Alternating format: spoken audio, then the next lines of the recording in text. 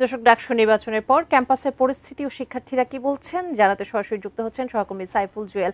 জুয়েল, ক্যাম্পাসের পরিস্থিতি কেমন, শিক্ষার্থীরা কি বলছেন? বিজয় মিছিল করবেন না সেটি বিপি সাদিক কায়েম জানিয়েছেন। এখন কেমন দেখছেন পরিস্থিতি?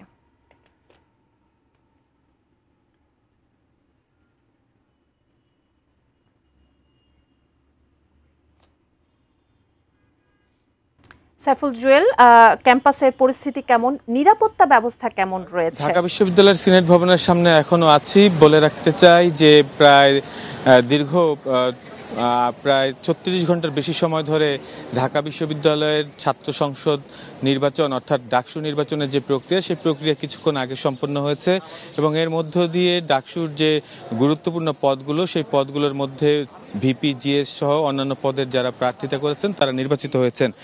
এর মধ্যে সাদিক কায়েম, যিনি ভিপি হিসেবে নির্বাচিত হয়েছেন, তার সাথে আমরা সকালে কথা বলেছি এবং তিনি জানিয়েছেন যে এই নির্বাচনের মধ্য দিয়ে জুলাই অভ্যুত্থানের যে প্রেরণা, সেই প্রেরণার জয় হয়েছে এবং তিনি সহ জিএস যিনি ছিলেন তারা আশা করছেন ঢাকা বিশ্ববিদ্যালয় সহ সরকারি যে সকল বিশ্ববিদ্যালয়গুলো রয়েছে সেই বিশ্ববিদ্যালয়গুলোতেও একইভাবে একই ধারাবাহিকতায় এই জুলাই অভ্যুত্থানের যে স্পিরিট সেটা বহমান থাকবে।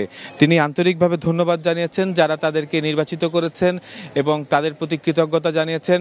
তারা বলছেন যে শিক্ষার্থী বান্ধব শিক্ষা প্রতিষ্ঠান গড়ার জন্য যা দরকার তা ডাকসুর দায়িত্ব নেওয়ার পর তারা পালন করার চেষ্টা করবেন।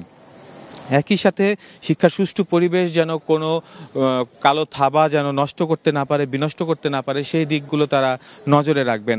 অন্যদিকে বলতে চাই, বাংলাদেশ জাতীয়তাবাদী ছাত্র দলের পক্ষ থেকে প্যানেলে যারা অংশ নিয়েছিলেন তারা গতকাল নির্বাচন বয়কটের পর আজ যখন ফলাফল ঘোষণা হয় এর পরবর্তীতে তাদের কাউকেই দেখা যায়নি এবং এখন পর্যন্ত বিশ্ববিদ্যালয়ের পরিবেশ স্বাভাবিক এবং শান্ত রয়েছে।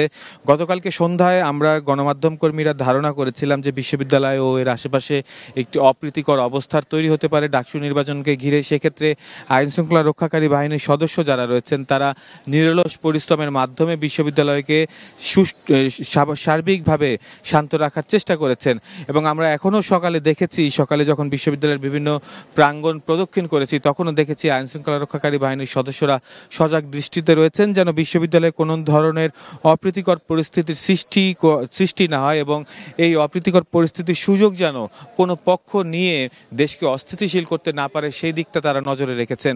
শুধুমাত্র পোশাকে নয়, আমরা সাদা পোশাকেও অনেক বাহিনীকে কাজ করতে দেখেছি এবং তারা এখন পর্যন্ত কাজ করছেন। আমরা আশা করব যে বিশ্ববিদ্যালয় প্রশাসন সার্বিকভাবে ডাকসু নির্বাচনের বিশাল এই কর্মযজ্ঞ নিয়ে গণমাধ্যম কর্মীদেরকে সুনির্দিষ্ট সময়ের পরে ব্রিফ করবেন এবং সে পর্যন্ত আমরা অপেক্ষা করব। চেষ্টা করব এটিএন নিউজের দর্শক যারা থাকবেন, যারা নিয়মিত এটিএন নিউজ দেখেন, তাদেরকে সেই সংবাদ সবশেষ জানানোর জন্য।